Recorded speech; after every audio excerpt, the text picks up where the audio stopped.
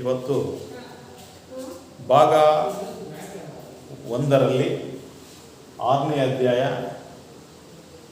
ರಚನೆಗಳು, ಇದ್ರ ಬಗ್ಗೆ ನೀವು ಇವತ್ತಿನ ದಿವಸ ರಚನೆಗಳ ಬಗ್ಗೆ, ಅಂದರೆ ತ್ರಿಭುಜವನ್ನು ರಚಿಸೋದು ಯಾವ ರೀತಿ, ಹಾಗೆ ಒಂದು ದತ್ತ ರೇಖಾಖಂಡವನ್ನು ವಿವಿಧ ಭಾಗಗಳನ್ನಾಗಿ ಯಾವ ರೀತಿ ಮಾಡೋದು, ಹಾಗೆ ನಿನ್ನೆ ದಿವಸ ವೃತ್ತಗಳ ವಿಸ್ತೀರ್ಣಗಳಲ್ಲಿ ಪಾಠ ಮಾಡುವಾಗ ಒಂದು ಬಾಹ್ಯ ಬಿಂದುವಿನಿಂದ ವೃತ್ತಕ್ಕೆ ಸ್ಪರ್ಶಕಗಳನ್ನು ಯಾವ ರೀತಿ ರಚಿಸೋದು ಅನ್ನೋದನ್ನು ಹೇಳಿದ್ದೆ. ಈಗ ನಾವು ಕೈವಾರ, ಸ್ಕೇಲು ಮತ್ತು ಕೋನಮಾಪಕದ ಸಹಾಯದಿಂದ ಈ ಕೆಲವು ರೇಖಾಕೃತಿಗಳನ್ನು ರಚಿಸಬೇಕು. ಆದರೆ ಈ ಅಧ್ಯಾಯದಲ್ಲಿ 3 ರೀತಿಯ ರಚನೆಗಳು ಬರ್ತವೆ. ಆ 3 ರೀತಿಯ ರೇಖಾಕೃತಿಯ ರಚನೆಗಳನ್ನು ನಾವು ಕೈವಾರ, ಸ್ಕೇಲು ಮತ್ತು ಕೋನಮಾಪಕವನ್ನು ಉಪಯೋಗಿಸ್ಕೊಂಡು ನಾವು ರಚಿಸೋದು, ಹಾಗೆ ಒಂದು ದತ್ತ ತ್ರಿಭುಜಕ್ಕೆ ಸ್ಪರ್ಶಕಗಳನ್ನು ಯಾವ ರೀತಿ ರಚಿಸ್ಬೋದು ಅನ್ನೋದನ್ನ ತಿಳ್ಕೊಳ್ತೀರಾ. ಅದಕ್ಕೋಸ್ಕರ ಈ ಅಧ್ಯಾಯದಲ್ಲಿ ಬರುವಂತಹ 3 ರಚನೆಗಳು, ಅಂದರೆ 1ನೇದು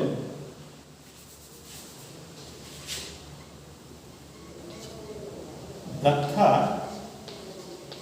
ರೇಖಾಖಂಡಗಳನ್ನು ವಿಭಾಗಿಸುವುದು. ನೋಡಿ, 1ನೇದು, ಆಮೇಲೆ ರಚನೆ ಮಾಡೋಣ. ದತ್ತ ರೇಖಾಖಂಡವನ್ನು ವಿಭಾಗಿಸುವುದು. ಇದರ ಅರ್ಥ, ಒಂದು ರೇಖಾಖಂಡವನ್ನು ಕೊಟ್ಟಿರ್ತಾರೆ. ಆ ರೇಖಾಖಂಡವನ್ನು ಉದಾಹರಣೆಗೆ 2:4 ಅಥವಾ 2/4 ಅನುಪಾತದಲ್ಲಿ ವಿಭಾಗಿಸಿ ಅಂತ ಹೇಳಿ ಕೊಡ್ತಾರೆ.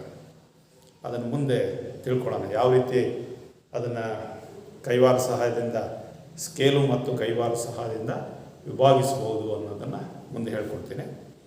2ನೇದು, ಒಂದು ತ್ರಿಭುಜ ಮತ್ತು ಅನುಪಾತವನ್ನು ಕೊಟ್ಟಾಗ, ನೋಡಿ, 2ನೇದು ತ್ರಿಭುಜ ಮತ್ತು ಅನುಪಾತವನ್ನು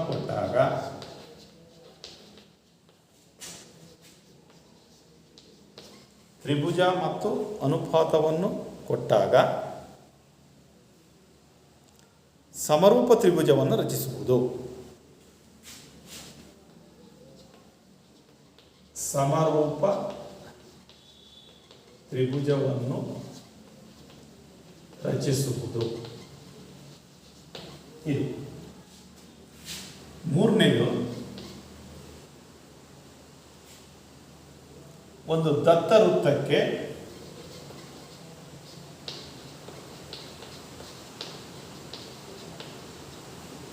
ಅದರ ಬಾಹ್ಯ ಬಿಂದುವಿನಿಂದ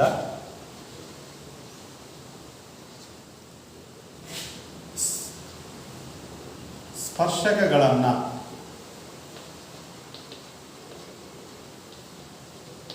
ರಚಿಸುವುದು. ಇಲ್ಲಿ ಈ ರೀತಿ 3 ರೀತಿಯ ರಚನೆಗಳು ಬರ್ತವೆ. ನಾನು ಮೊದಲೇ ಹೇಳಿದಾಗೆ, 1ನೇದು ದತ್ತ ರೇಖಾಖಂಡವನ್ನು ವಿಭಾಗಿಸುವುದು ಅಂತ ಹೇಳಿ, ಇಲ್ಲಿ ಸ್ಕೇಲು ಅಥವಾ ಅದೇ ಅಳತೆ ಪಟ್ಟಿ ಮತ್ತು ಕೈವಾರವನ್ನು ಉಪಯೋಗಿಸ್ಕೊಂಡು ಮಾಡೋಂಥ ಲೆಕ್ಕ ರಚನೆ. ನೆಕ್ಸ್ಟ್, ಒಂದು ತ್ರಿಭುಜವನ್ನು ಕೊಟ್ಟಿರ್ತಾರೆ ಮತ್ತು ಅನುಪಾತವನ್ನು ಕೊಟ್ಟಿರ್ತಾರೆ. ಆವಾಗ ಆ ದತ್ತ ತ್ರಿಭುಜಕ್ಕೆ ಅನುರೂಪವಾದಂತಹ ಇನ್ನೊಂದು ತ್ರಿಭುಜವನ್ನು ನಾವು ರಚಿಸಬೇಕು. ಅಂದರೆ ದತ್ತ ತ್ರಿಭುಜಕ್ಕೆ ಇನ್ನೊಂದು ಸಮರೂಪ ತ್ರಿಭುಜವನ್ನು ರಚಿಸಬೇಕು. ನಾನು ನಿನ್ನೆ ದಿವಸ ಪಾಠ ಮಾಡುವಾಗ ಹೇಳಿದ್ದೀನಿ, ತ್ರಿಭುಜಗಳಲ್ಲಿ ಸಮರೂಪ ತ್ರಿಭುಜಗಳು ಅಂತ ಹೇಳಿ. ಅಂದರೆ ತ್ರಿಭುಜಗಳ ಕೋನಗಳು ಒಂದೇ ಆಗಿರುತ್ತೆ, ಹಾಗೆ ಅವುಗಳ ಬಾಹುಗಳ ಅಳತೆ ಬೇರೆ ಬೇರೆ ಆಗಿರುತ್ತೆ ಅಂತ ಹೇಳಿ. ಮೂರನೇದು ದತ್ತ ವೃತ್ತಕ್ಕೆ ಒಂದು ವೃತ್ತ ಕೊಟ್ಟಿರ್ತಾರೆ, ಅದರ ಬಾಹ್ಯ ಬಿಂದುವಿನಿಂದ ನಿನ್ನೆ ನಾನು ತೋರಿಸಿದ್ದೀನಿ, ಅದನ್ನು ಸ್ಪರ್ಶಕಗಳನ್ನು ನಾವು ರಚಿಸೋದು. ಈಗ ನಿನ್ನೆ ದಿವಸ ಒಂದು ಕ್ವಶನ್ ಇಲ್ಲಿ ಬರುತ್ತೆ, ಒಂದು ವೃತ್ತಕ್ಕೆ ಬಾಹ್ಯ ಬಿಂದುವಿನಿಂದ ಎಷ್ಟು ಸ್ಪರ್ಶಕಗಳನ್ನು ಎಳೆಯಬಹುದು ಅಂತ ನಿನ್ನೆ ದಿವಸ ಕೇಳಿದ್ದೇವೆ. ಅದನ್ನೇ ಇಲ್ಲಿ ನಾವು ರಚನೆ ಮೂಲಕ ತೋರಿಸ್ಬೇಕು. ಅದೇ ಕ್ವಶನನ್ನು ಈಗ ಕೇಳ್ತೀನಿ, ಒಂದು ಬಾಹ್ಯ ಬಿಂದುವಿನಿಂದ ವೃತ್ತಕ್ಕೆ ಎಷ್ಟು ಸ್ಪರ್ಶಕಗಳನ್ನು ಎಳೆಯಬಹುದು? ಯಾರು ಹೇಳಿ ಬೇಗ. ಭಾಳ ಸುಲಭದ ಕ್ವಶನ್ನು, ಆಮೇಲೆ ಪರೀಕ್ಷೆಗೂ ಬರ್ತದೆ ಅಂತ ಹೇಳಿದ್ದೆ, ನೆನ್ಪಿಟ್ಕೊಂಡಿದ್ದೀರಾ ಅಂತ ತಿಳ್ಕೊಂಡಿದ್ದೀನಿ ನಾನು. ಈಗ ನೀವು ಎಷ್ಟು ಸ್ಪರ್ಶಕಗಳನ್ನು ಎಳೆಯಬಹುದು? ನಾನು ಕ್ಲೂ ಕೊಡ್ತೀನಿ, ಅಂದರೆ ಮಲ್ಟಿಪಲ್ ಚಾಯ್ಸ್ ಲೆಕ್ಕ ಇದು. 3 ಸ್ಪರ್ಶಕಗಳನ್ನು ಎಳಿಬೋದು, 2 ಸ್ಪರ್ಶಕಗಳನ್ನು ಎಳಿಬೋದು, 1 ಸ್ಪರ್ಶಕಗಳನ್ನು ಎಳಿಬೋದು, ಅನೇಕ ಸ್ಪರ್ಶಕಗಳನ್ನು ಎಳಿಬೋದು. ಇದರಲ್ಲಿ ಯಾವ ಸರಿ? ಓಕೆ, ನೀನು ಹೇಳ. ಎಷ್ಟು? ಓಕೆ, 2. ಗುಡ್, ಕೂತ್ಕೊಳ್ಳಿ. 2 ಸ್ಪರ್ಶಕಗಳನ್ನು ಎಳೆಯಬಹುದು. ಅದು ಈ 3ನೇ ಹಂತದ ಲೆಕ್ಕ. ಸರಿ, ಈಗ ಒಂದೊಂದನ್ನೇ ನೋಡೋಣ. ಈಗ 1ನೇದು ನೋಡೋಣ. ದತ್ತ ರೇಖಾಖಂಡವನ್ನು ವಿಭಾಗಿಸುವುದು ಅಂತ ಹೇಳಿದೆ. ಈಗ ಒಂದು ಲೆಕ್ಕ ತಗೊಳ್ಳೋಣ. ಇಲ್ಲಿ ನಾನು ಮೊದಲು ಬರೆದಾಗೆ ಒಂದು ದತ್ತ ಒಂದು ಲೆಕ್ಕ ಬರ್ಕೊಳ್ರಿ.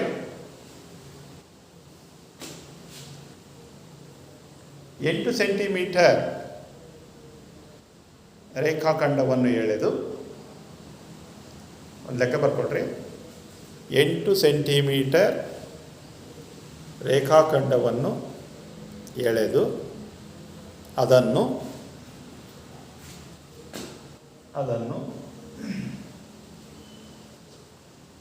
3:5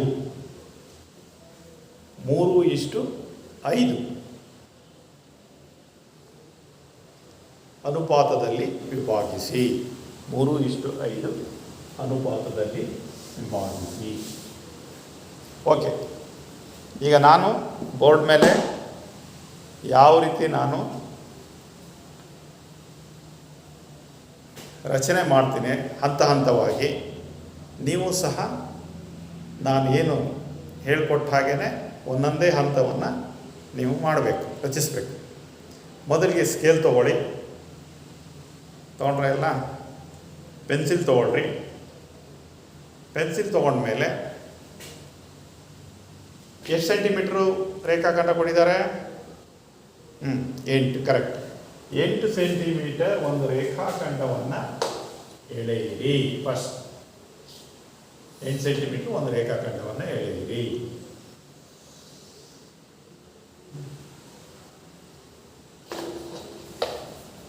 ಅದಕ್ಕೆ ಹೆಸರು ಕೊಡಿ, AB ಅಂತ ಹೆಸರು ಕೊಡಿ. ಕೊಟ್ರಾ? ಸರಿ. ಈಗ ನೀವು ಕೋನ ಮಾಪಕದ ಸಹಾಯದಿಂದ ಲಘು ಕೋನವನ್ನು ಉಂಟು ಮಾಡುವಂತೆ ನೋಡಿ. ಲಘು ಕೋನ ಅಂದರೆ ಎಷ್ಟು ನೋಡಿ. ಲಘು ಕೋನವನ್ನು ಉಂಟು ಮಾಡುವಂತೆ 2ನೇ ಸ್ಟೆಪ್ಪು. 1ನೇ ಸ್ಟೆಪ್ಪು ಏನು ಅಳತೆ ಕೊಟ್ಟಿದ್ದಾರೆ, ರೇಖಾಖಂಡದ ಅಳತೆ 8 ಸೆಂಟಿಮೀಟರ್, ಅದನ್ನು ಹೇಳ್ಕೊಂಡಿದ್ದೀವಿ. ಅದಕ್ಕೆ ಹೆಸರು ಕೊಟ್ಟಿದ್ದೀವಿ, ಎ ಬಿ ರೇಖಾಖಂಡ ಅಂತ ಹೇಳಿ. ಅದೇ ರೀತಿ 2ನೇ ಸ್ಟೆಪ್ಪು ಕೋನ ಮಾಪಕದ ಸಹಾಯದಿಂದ ಲಘು ಕೋನ ಉಂಟು ಮಾಡುವಂತೆ ಇನ್ನೊಂದು ರೇಖೆಯನ್ನು AC-ಯನ್ನು ಎಳೆಯಿರಿ. ಲಘು ಕೋನ ಅಂದರೆ 90 ಡಿಗ್ರಿಗಿಂತ ಕಡಿಮೆ ಇರುವ ಕೋನ. ಅದಕ್ಕೆ ಅಳತೆ ಇಲ್ಲ, ಕೋನದ ಅಳತೆ ಇದೆ, ರೇಖೆಗೆ ಅಳತೆ ಇಲ್ಲ. ಸರಿ, ಬರದ್ರಾ? ಹೇಳಿದ್ರ ರೇಖೆನಾ? ಸರಿ. ಇದು 90 ಡಿಗ್ರಿಗಿಂತ ಕಡಿಮೆ ಎಷ್ಟಾರು ಇರ್ಬೋದು. 45 ಡಿಗ್ರಿನೇ ಇಟ್ಕೊಳ್ರಿ, 50 ಡಿಗ್ರಿ ಇಟ್ಕೊಳ್ರಿ, 60 ಡಿಗ್ರಿ ಇಟ್ಕೊಳ್ರಿ, 70 ಡಿಗ್ರಿ ಇಟ್ಕೊಳ್ರಿ. ನಿಮ್ಮ ಅನುಕೂಲ, ಎಷ್ಟಾದರೂ ಇಟ್ಕೊಳ್ಬೋದು. ಈಗ ಪುನಃ ಇದಾಯ್ತಾ? ಅದಕ್ಕೆ ಹೆಸರು ಕೊಡಿ, AC ರೇಖೆ ಅಂತ ಹೇಳಿ ಹೆಸರು ಕೊಡಿ. ನೆಕ್ಸ್ಟು ನೀವು ಕೈವಾರ ತಗೊಳ್ರಿ. ಕೈವಾರ ತಗೊಂಡು ನೀವು 3:5 ಅನುಪಾತದಲ್ಲಿ ವಿಭಾಗಿಸಬೇಕು. ಎಷ್ಟು? 3:5 ಅನುಪಾತದಲ್ಲಿ ವಿಭಾಗಿಸಬೇಕು. ನೋಡಿ, ಈಗ ಯಾವ ರೇಖೆ ನಾನು ಇದು ಮಾಡಬೇಕು ಅಂದರೆ ಎ ಸಿಯನ್ನು, ಅದಕ್ಕಿಂತ ಮೊದಲು 5 ಮತ್ತು 3 ಕೂಡಿ ಎಷ್ಟು? 8 ಆಗತ್ತೆ. 8 ಕಂಸವನ್ನು ಎಳಿಬೇಕು. ಎ ಸಿ ಮೇಲೆ 8 ಭಾಗಗಳನ್ನು ಮಾಡಬೇಕು. ಚೇಂಜ್ ಮಾಡಬಾರ್ದು. 1 ಭಾಗ, 2 ಭಾಗ, 3 ಭಾಗ, 4 ಭಾಗ,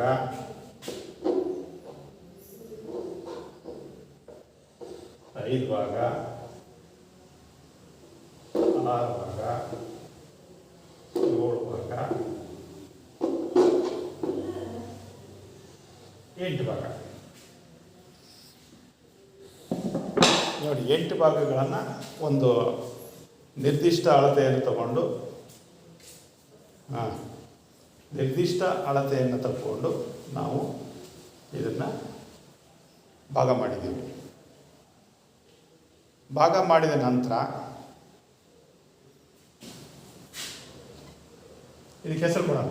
ಇದು ಎ ಸಿ ಬಾಹುವಿನಲ್ಲಿ A1 ಭಾಗ, A2 ಭಾಗ, A3 ಭಾಗ, A4, A5, A6, A7, A8 8 ಭಾಗವನ್ನು ಮಾಡಿದ್ದೀವಿ. ಅದನ್ನು ವಿಭಾಗಿಸ್ಬೇಕು ನಾವೀಗ. ಉದಾಹರಣೆಗೆ 8, 5, 3, 8.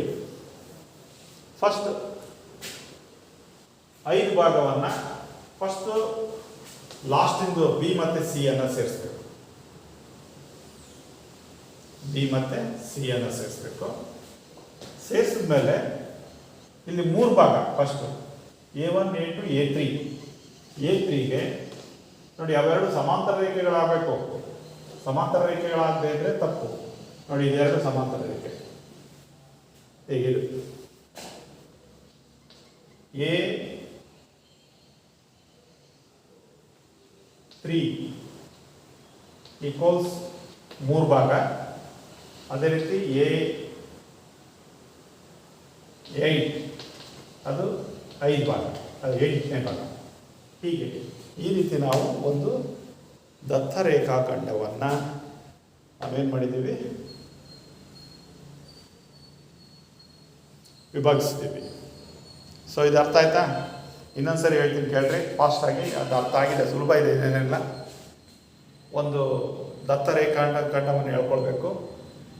ಕೋನಮಾಪಕ ಸಹಾಯದಿಂದ ಒಂದು ಲಘು ಕೋನ ಉಂಟಾಗುವಂತೆ ಒಂದು ರೇಖೆಯನ್ನು ಎಳಿಬೇಕು. ಅದಕ್ಕೆ ಹೆಸರು ಕೊಡಬೇಕು.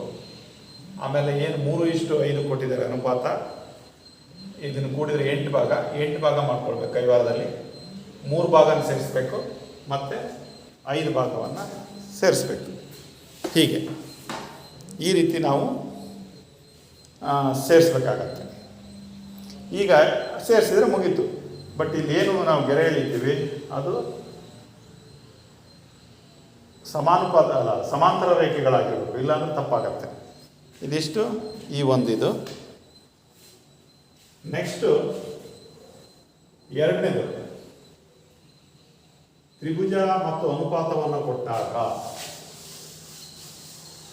ತ್ರಿಭುಜ ಮತ್ತು ಅನುಪಾತವನ್ನು ಕೊಟ್ಟಾಗ ನಾವು ಸಮರೂಪ ತ್ರಿಭುಜವನ್ನು ರಚಿಸಬೇಕು. ಯಾವ ತ್ರಿಭುಜ? ಸಮರೂಪ ತ್ರಿಭುಜ. ಈಗ ಒಂದು ಲೆಕ್ಕ ಬರ್ಕೊಳ್ರಿ.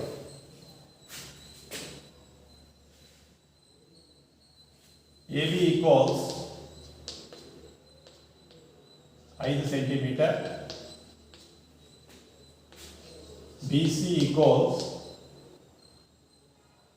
8 ಸೆಂಟಿಮೀಟರ್ ಮತ್ತು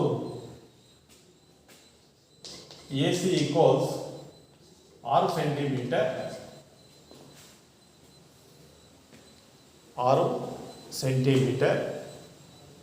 ಇನ್ನೊಂದ್ಸರಿ ಹೇಳ್ತೀನಿ ನೋಡಿ. AB equals 5 centimetre, BC equals 8 centimetre ಮತ್ತು AC ಈಕ್ವಲ್ಸ್ 6 ಸೆಂಟಿಮೀಟರ್ ಇರುವ ತ್ರಿಭುಜವನ್ನು ರಚಿಸಿ ತ್ರಿಭುಜವನ್ನು ರಚಿಸಿ ಅದನ್ನು 3:4 ಅಥವಾ 3/4 3:4 ಅನುಪಾತದಲ್ಲಿ ಇರುವಂತೆ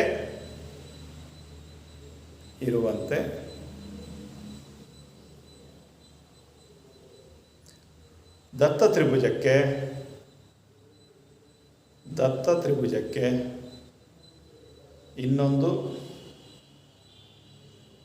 ಸಮರೂಪ ತ್ರಿಭುಜವನ್ನು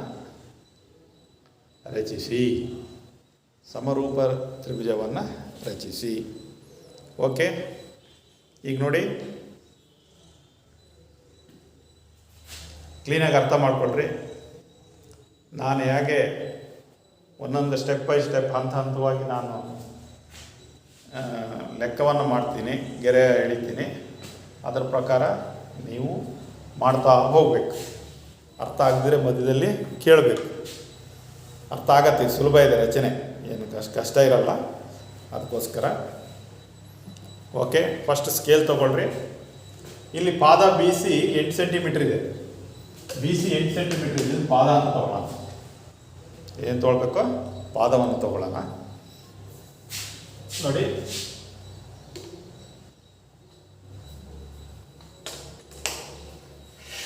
ಎಂಟು ಸೆಂಟಿಮೀಟ್ರ್ ತೊಗೊಳ್ಳಿ.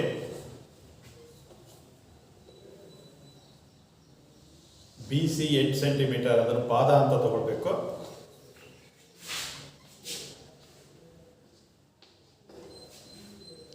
ನೆಕ್ಸ್ಟ್ ಕೈವಾರ ತಗೊಳ್ಳಿ. ಕೈವಾರದಲ್ಲಿ ಎ ಬಿ 8 ಸೆಂಟಿಮೀಟ್ರ್ ಇದೆ, 5 ಸೆಂಟಿಮೀಟ್ರ್ ಇದೆ ತಗೊಳ್ಳಿ. ಕೈವಾರದಲ್ಲಿ 5 ಸೆಂಟಿಮೀಟ್ರ್ ಅಳತೆ ತಗೊಳ್ರಿ ಸ್ಕೇಲ್ ಸಹಾಯದಿಂದ. ಬಿ ಕೇಂದ್ರವಾಗಿ ಇಟ್ಕೊಂಡು ಒಂದು ಕಂಸ ಎಳೀರಿ. ಕಂಸ ಸ್ವಲ್ಪ ದೊಡ್ಡದಾಗಿರಲಿ. ಇನ್ನೊಂದು A C 8 centimetre, 6 centimetre. 6 centimetre ಕೈವಾರದಲ್ಲಿ ತಗೊಳ್ರಿ. ಸಿ ಕೇಂದ್ರವಾಗಿಟ್ಕೊಂಡು ಇನ್ನೊಂದು ಕಂಸ ಎಳೀರಿ. ಅವೆರಡು ಕಂಸಗಳು ಒಂದನ್ನೊಂದು ಅರ್ಧಿಸುತ್ತವೆ. ಅರ್ಧಿಸಿದುವಾಗ ಆ ಬಿಂದುವನ್ನು ಎ ಅಂತ ಹೆಸರು ಕೊಡಿ. ನೆಕ್ಸ್ಟು ಎ ಬಿಯನ್ನು ಸೇರಿಸಿ. ಅದೇ ರೀತಿ ಎ ಸಿಯನ್ನು ಸೇರಿಸಿ. ಇವರಿಗೆ ಎ ಬಿ 5 ಸೆಂಟಿಮೀಟ್ರ್ ಇರುತ್ತೆ, ಎ ಸಿ 6 ಸೆಂಟಿಮೀಟ್ರ್ ಇರುತ್ತೆ. ಇದು ದತ್ತ ತ್ರಿಭುಜ. ಇದೆಲ್ಲ ಆಲ್ರೆಡಿ ನೀವು 8 ಮತ್ತು 9ನೇ ತರಗತಿಯಲ್ಲಿ ಮಾಡಿದ್ದೀರಿ. ತ್ರಿಭುಜ ರಚಿಸೋದು ಗೊತ್ತಾಯ್ತಾ ಈಗ? ಸರಿ, ನೋಡಿ, ಈಗ ತ್ರಿಭುಜದ ಅಳತೆ ಕೊಟ್ಟಿರ್ತಾರೆ. ಫಸ್ಟು ಅಳತೆ ಪ್ರಕಾರ ನಾವು ಫಸ್ಟು ಪಾದ ಬಿ ಸಿಯನ್ನು ತೊಗೊಂಡು 8 ಸೆಂಟಿಮೀಟ್ರ್ ತೊಗೊಂಡಿದ್ದೀವಿ. ಅದೇ ರೀತಿ ಕೈವಾರದ ಸಹಾಯದಲ್ಲಿ 8 ಸೆಂಟಿಮೀಟ್ರ್ ತೊಗೊಂಡು ಒಂದು ಕಂಸವನ್ನು ಹೇಳ್ತಿದ್ದೀವಿ. ಎ ಸಿ 6 ಸೆಂಟಿಮೀಟ್ರ್ ತೊಗೊಂಡು ಇನ್ನೊಂದು ಕಂಸ ಹೇಳ್ತಿದ್ದೀವಿ. ಅವೆರಡು ಕಂಸಗಳು ಅರ್ಧಿಸಿದೆ. ಆ ಬಿಂದುವನ್ನು ಎ ಅಂತ ತೊಗೊಂಡಿದ್ದೀವಿ. ಎ ಬಿ ಮತ್ತು ಎ ಸಿಯನ್ನು ಸೇರಿಸಿದ್ದೀವಿ. ಇದು ಆದಮೇಲೆ ಈಗ ಮೊದಲ ಲೆಕ್ಕದಲ್ಲಿ ಹೇಳಿದಾಗೇ ಲಘುಕೋನ ಇರುವಂತೆ ಇನ್ನೊಂದು ರೇಖೆಯನ್ನು ಎಳಿಬೇಕು. ಲಘುಕೋನವಿರುವಂತೆ ನೋಡಿ,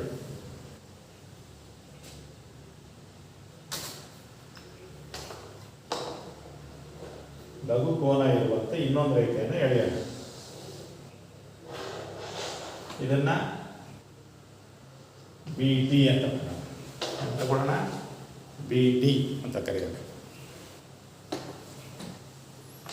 ಈಗ ಮತ್ತೆ ಪುನಃ ಮೊದಲ ಲೆಕ್ಕದ ಹಾಗೆ ನೋಡಿ, 3:4 3 ಭಾಗ ಮತ್ತು 4 ಭಾಗ ಇರುವಂತೆ ನಾವೇನು ಮಾಡಬೇಕು?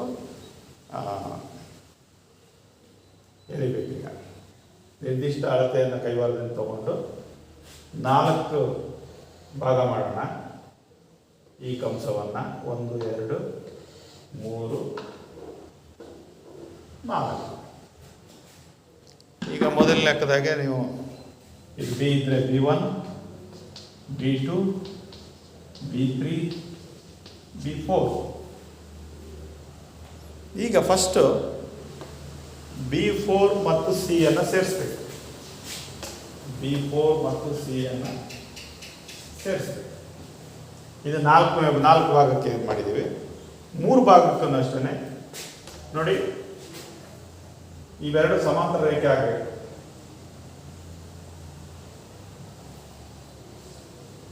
ನೋಡಿ, ಇವೆರಡು ಸಮಾಂತರ ರೇಖೆ ಆಗುವಂತೆ ಹೇಳ್ತಿದ್ವಿ. ಅದೇ ರೀತಿ ಇದನ್ನು ಸಹ ಸಮಾಂತರ ರೇಖೆ ಆಗುವಂತೆ ಹೇಳಿಬೇಕು. ಯಾವಾಗ ಇದಕ್ಕೆ ಹೆಸರು ಕೊಡೋಣ EF. ಈಗ ತ್ರಿಭುಜ ABC ದತ್ತ ತ್ರಿಭುಜ. ಈಗ ನಾವು ಅದಕ್ಕೆ ಸಮರೂಪ ತ್ರಿಭುಜ ಇನ್ನೊಂದು DEF ರಚಿಸಿದ್ದೀವಿ. ಈ ರೀತಿ ನೀವು ಇನ್ನೊಂದು ತ್ರಿಭುಜವನ್ನು ರಚಿಸಬೇಕು. ಈಗ ಗೊತ್ತಾಯ್ತಾ? ಈಗ ಒಂದೊಂದು ಲೆಕ್ಕ ಮಾಡಿಸ್ತಾ ಇದ್ದೀನಿ. ನೀವು ಮನೆಯಲ್ಲಿ ಬೇರೆ ಬೇರೆ ಅಭ್ಯಾಸದ ಲೆಕ್ಕಗಳನ್ನು ಪ್ರಾಕ್ಟೀಸ್ ಮಾಡಬೇಕು. ಮಾಡಿದಾಗ ನಿಮಗೆ ಹೆಚ್ಚು ಅನುಕೂಲ ಆಗತ್ತೆ. ಏನಿಲ್ಲ, ಭಾಳ ಸುಲಭ. ಫಸ್ಟ್ ತ್ರಿಭುಜ ರಚಿಸ್ಕೊಳ್ಳೋದು, ಲಘು ಕೋನ ಇರುವಂತೆ ಒಂದು ರೇಖೆಯನ್ನು ಎಳೆದು ಅದನ್ನು 4 ಭಾಗ ಮಾಡಿ 4ನೇ ಭಾಗ ಮತ್ತು C ನಾವು ಸೇರಿಸ್ಕೊಂಡು ನೆಕ್ಸ್ಟ್ ಇದಕ್ಕೆ ಸಮಾಂತರವಾಗಿರುತ್ತೆ B3 E ಸೇರಿಸಿ ನೆಕ್ಸ್ಟ್ EF ಸಮಾಂತರ ರೇಖೆ ಸೇರಿಸಿದರೆ 2 ಸಮರೂಪ ತ್ರಿಭುಜಗಳು ಉಂಟಾಗ್ತವೆ. ಇದು 2ನೇ ಹಂತ. ಆಯಿತಾ? ಬರ್ಕೊಂಡ್ರೆ ನೋಡಿರಿ, ನಿಮ್ಮ ಲೆಕ್ಕ ಎಲ್ಲ ನೋಡ್ತಾ ಬರ್ತೀನಿ ನಾನು. ಎಲ್ಲಿ ನೀವು ಲೆಕ್ಕ ತಪ್ಪು ಮಾಡಿದಿರೋ ಅಲ್ಲ, ತ್ರಿಭುಜ ಕೊಟ್ಟಿರೋ ಲೆಕ್ಕ ರಚನೆ ತಪ್ಪು ಮಾಡಿದರೆ ಸರಿ ಇದೆ ಅಂತ ಕಾಣಿಸುತ್ತೆ. ಇವೆರಡು ಸಮಾಂತರ ರೇಖೆ ಆಗಿರಬೇಕು, ಇವೆರಡು ಸಮಾಂತರ ರೇಖೆ ಆಗಿರಬೇಕು. ಆಗಿತ್ತು ಅಂದರೆ ನಿಮ್ಮ ಲೆಕ್ಕ ಸರಿಯಾಗತ್ತೆ. ಸಮಾಂತರ ರೇಖೆ ಎಳಿಲಿಲ್ಲ ಅಂದರೆ ನೀವು ರಚಿಸಿದಂತಹ ಆಕೃತಿ ತಪ್ಪು ಅಂತ ನೋಡಿದ ತಕ್ಷಣ ಹೇಳ್ಬೋದು. ಏನು ಅಳತೆ ಮಾಡಿ ನೋಡಬೇಕಂತ ಇಲ್ಲ. ನೀವೇ ನೋಡಿ, ಇನ್ನೊಂದು ಇಂಪಾರ್ಟೆಂಟ್ ವಿಷಯ ಅಂದರೆ ನೀವು ಮಾಡಿದ ಲೆಕ್ಕನ ತಪ್ಪೋ ಸರಿನೋ ಅಂತ ಹೇಳಿ ತಿಳ್ಕೊಳ್ಬೋದು. ಅವೆರಡು ರೇಖೆಗಳು ಸಮಾಂತರ ರೇಖೆ ಇದ್ದರೆ ಮಾತ್ರ ನೀವು ಮಾಡಿರೋ ಲೆಕ್ಕ ಸರಿ. ಅಕಸ್ಮಾತ್ ಸಮಾಂತರ ರೇಖೆ ಇಲ್ಲದೆ ಇದ್ದರೆ ತಪ್ಪು ಅಂತಲೇ ನಾನು ನೋಡೋದೇ ಬೇಡ, ನೀವೇ ಏನು ಮಾಡ್ಬೋದು. ಈಗ 3ನೇ ಲೆಕ್ಕಕ್ಕೆ ಹೋಗೋಣ. ದತ್ತ ವೃತ್ತಕ್ಕೆ ಅದರ ಬಾಹ್ಯ ಬಿಂದುವಿನಿಂದ ಸ್ಪರ್ಶಕಗಳನ್ನು ರಚಿಸುವುದು.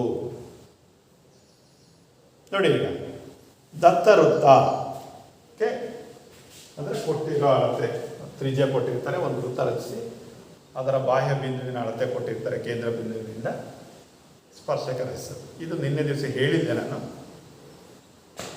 ಈಗ ರಚಿಸ್ಬೇಕು ನಾವು. ಓಕೆ, ಲೆಕ್ಕ ಬರ್ಕೊಳ್ರಿ.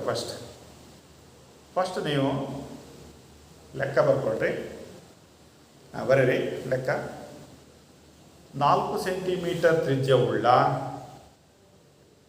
ತಪ್ಪರ್ಕೊಳ್ಬೇಡಿ, 4 ಸೆಂಟಿಮೀಟರ್ ತ್ರಿಜ್ಯವುಳ್ಳ ವೃತ್ತವನ್ನು ರಚಿಸಿ ಕೇಂದ್ರದಿಂದ 10 ಸೆಂಟಿಮೀಟರ್ ಇರುವಂತೆ ಒಂದು ಬಾಹ್ಯ ಬಿಂದುವನ್ನು ಗುರುತಿಸಿ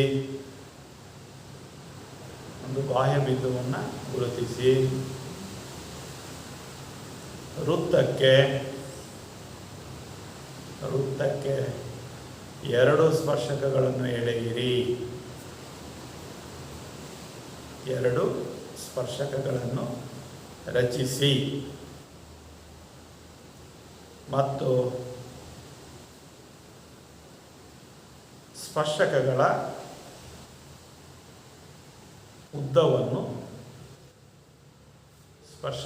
ಉದ್ದವನ್ನು ಅಳೆಯಿರಿ. ಓಕೆ, ನೋಡಿ, ಈ ಲೆಕ್ಕವನ್ನು ಯಾವ ರೀತಿ ಮಾಡೋದು ಅಂತ ಹೇಳಿ ಫಸ್ಟ್ ತಿಳ್ಕೊಳ್ಬೋದು. ಇದು ಸುಲಭ ಇರುತ್ತೆ. ಪರೀಕ್ಷಾ ದೃಷ್ಟಿಯಿಂದ ಇಂಪಾರ್ಟೆಂಟ್ ಲೆಕ್ಕ ಇದು. ಪರೀಕ್ಷೆಗೆ ಒಂದು ಲೆಕ್ಕ ಕೊಟ್ಟೇ ಕೊಡ್ತಾರೆ. ಅರ್ಥ ಆಯ್ತಾ ಹೇಳಿದ್ದು? ಓಕೆ. ಈಗ ನೀವು ಫಸ್ಟು ಕೈವಾರ ತೊಗೊಳ್ರಿ. ಕೈವಾರದಲ್ಲಿ 4 ಸೆಂಟಿಮೀಟ್ರ್ ಅಳತೆ ತೊಗೊಳ್ರಿ.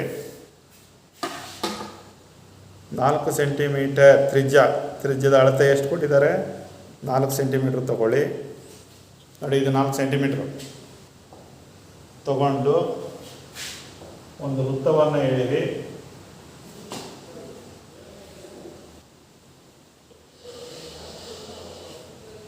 ಒಂದು ವೃತ್ತವನ್ನು ಎಳೆಯಿರಿ.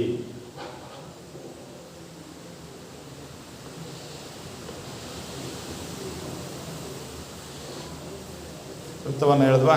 ಕೇಂದ್ರ ಬಿಂದು ಹೋಗಿ ಗುರುತಿಸಿ. ನೋಡಿ, 4 ಸೆಂಟಿಮೀಟ್ರ್ ತ್ರಿಜ್ಯ ತಗೊಂಡು ಒಂದು ವೃತ್ತವನ್ನು ಎಳೀರಿ. ವೃತ್ತವನ್ನು ಎಳೆದ ಮೇಲೆ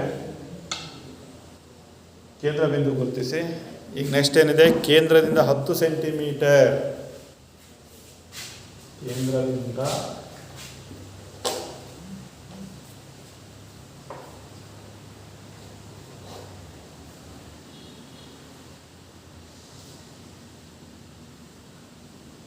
10 ಸೆಂಟಿಮೀಟರ್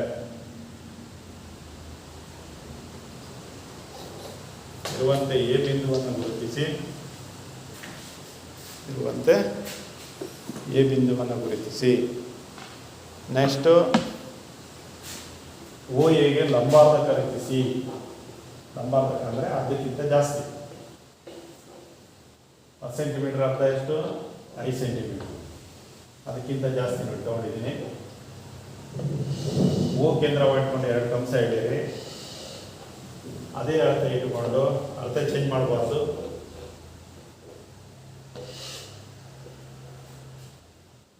ಎ ಕೇಂದ್ರವಾಗಿ ಇಟ್ಕೊಂಡು 1 ಕಂಸ ಎಳೆಯಿರಿ. ಅವೆರಡು ಕಂಸಗಳು ಒಂದನ್ನೊಂದು ಅರ್ಧಿಸುತ್ತವೆ. ಈಗ ಅದನ್ನು ಸೇರಿಸಿ. 2 ಕಂಸಗಳನ್ನು ಸೇರಿಸಿದ್ದೀವಿ. ಎಮ್ ಅಂತ ಕರೀರಿ. ನೆಕ್ಸ್ಟು ಅದು ಎಮ್ ಮಧ್ಯರೇಖೆ ಆಗಿರುತ್ತೆ. ಮಧ್ಯಬಿಂದುವಿನ ಅಳತೆ ತಗೊಂಡು ನೋಡಿ, ಓ ಎ ಎಷ್ಟು ಸೆಂಟಿಮೀಟ್ರ್ ಇದೆ? 10 ಸೆಂಟಿಮೀಟ್ರ್. ಅದರದ್ದು ಎಷ್ಟು? 5 ಸೆಂಟಿಮೀಟ್ರ್ ಇರುತ್ತೆ. ಎಮ್ ಕೇಂದ್ರವಾಗಿ ಇಟ್ಕೊಂಡು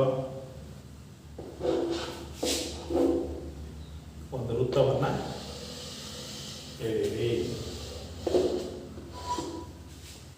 ವೃತ್ತವನ್ನು ಎಳೆದ್ವಿ. ಈಗ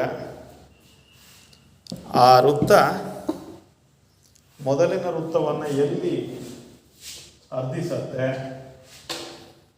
ಅದಕ್ಕೆ ಹೆಸರು ಕೊಡಿ. ಬಿ ಮತ್ತು ಸಿ ಅಂತ ಹೇಳಿ ಎ ಬಿ ಸೇರಿಸ್ರಿ.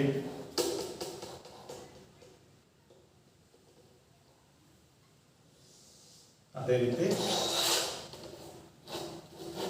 ಎ ಸಿಯನ್ನು ಸೇರಿಸಿ. ಏನು ಎ ಬಿ ಮತ್ತು ಎ ಸಿ ಇದ್ದಾವೆ, ಅವೇ 2 ಸ್ಪರ್ಶಕಗಳು. ನೋಡಿ, ಒಂದು ವೃತ್ತಕ್ಕೆ ಅದರ ಬಾಹ್ಯ ಬಿಂದುವಿನಿಂದ ಎ ಬಿ ಮತ್ತು ಎ ಸಿಯನ್ನು ಎಳೆದಿದ್ದೀವಲ್ಲ, ಆ ಎ ಬಿ ಮತ್ತು ಎ ಸಿ 2 ಸ್ಪರ್ಶಕಗಳು.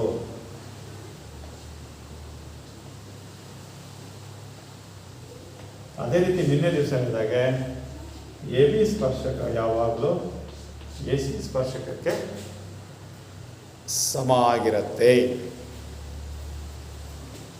ಇವೆರಡು ಅಳತೆ ಸಮ ಆಗಿರುತ್ತೆ. ಉದಾಹರಣೆಗೆ ಅಳಿಯನೆ ಎ ಬಿ ಎಷ್ಟು ಸೆಂಟಿಮೀಟರ್ ಇದೆ ನೋಡೋಣ. ನೋಡಿ, 9 ಸೆಂಟಿಮೀಟರ್ ಇದೆ. ಅದೇ ರೀತಿ ಇದನ್ನು ಅಳಿದೆ. ಕರೆಕ್ಟಾಗಿ 9 ಸೆಂಟಿಮೀಟ್ರ್ ಇದ್ದೇ ಇರುತ್ತೆ. ಇಲ್ಲದೇ ಇದ್ದರೆ ನೀವು ಮಾಡಿದ ಲೆಕ್ಕ ತಪ್ಪು ಅಂತ. ಈಗ ನೋಡಿ, ಸ್ಪರ್ಶಕ ಯಾವ್ಯಾವ? ಎ ಬಿ ಮತ್ತು A C. A B equals A C, 2 ಸ್ಪರ್ಶಕಗಳು ಸಮ ಇರ್ತವೆ. ಈಗ ಅಳದು ನೋಡಿದಾಗ ಎಷ್ಟು ಸೆಂಟಿಮೀಟ್ರ್ ಇತ್ತು? 9 ಸೆಂಟಿಮೀಟ್ರ್ 9 ಸೆಂಟಿಮೀಟ್ರ್ ಎರಡೂ ಇತ್ತು. ಹಾಗಾಗಿ ಇದು ಕೊಟ್ಟಿರೋ ಲೆಕ್ಕ ಪರೀಕ್ಷೆಗೂ ನಾನು ಹೇಳ್ದಂಗೆ ಇಂಪಾರ್ಟೆಂಟು. ಇಷ್ಟನ್ನು ತಿಳ್ಕೊಂಡಿರೋ ನೋಡಿ, ಎಷ್ಟು ಸುಲಭ ಇದೆ ಅಲ್ವ ಇದು? ಸುಲಭ ಇದೆ ಅಂತ ನಾನು ಭಾವಿಸ್ತೇನೆ. ನೀವು ಸಹ ಏನು ಮಾಡಬೇಕು, ಲೀಸರ್ ಪೀರಿಯಡಲ್ಲಿ ಮತ್ತು ಮನೆಯಲ್ಲಿ ಅಭ್ಯಾಸದ ಲೆಕ್ಕಗಳನ್ನು ಮಾಡಬೇಕು. ತುಂಬ ಲೆಕ್ಕ ಇದಾವೆ, ಕ್ರಮ ಎಲ್ಲ ಒಂದೇ, ಸ್ವಲ್ಪನೂ ಬದಲಾವಣೆ ಇಲ್ಲ. ತ್ರಿಜ್ಯದ ಅಳತೆ ಬೇರೆ ಇರ್ಬೋದು, ದೂರದ ಅಳತೆ ಬೇರೆ ಇರ್ಬೋದು. ಕೇಂದ್ರ ಬಿಂದುವಿನಿಂದ ಬಾಹ್ಯ ಬಿಂದುವಿಗೆ ದೂರದ ಅಳತೆ ಬೇರೆ ಇರ್ಬೋದು ಅಷ್ಟೇ ಹೊರತು ಲೆಕ್ಕ ಮಾತ್ರ ಒಂದೇ, ಸ್ವಲ್ಪನೂ ಬದಲಾವಣೆ ಇಲ್ಲ. ಅರ್ಥ ಆಯ್ತಲ್ಲ? ಹೆಚ್ಚು ಹೆಚ್ಚು ಲೆಕ್ಕಗಳನ್ನು ಪ್ರಾಕ್ಟೀಸ್ ಮಾಡಿರಿ, ನಿಮಗೆ ಪರೀಕ್ಷೆಗೆ ಸುಲಭ ಆಗತ್ತೆ. ಸರಿ, ಇಷ್ಟು ಲೆಕ್ಕ ನಾಳೆ ನೋಡ್ತೀನಿ ನೋಡಿರಿ ಉಳಿದ ಲೆಕ್ಕ.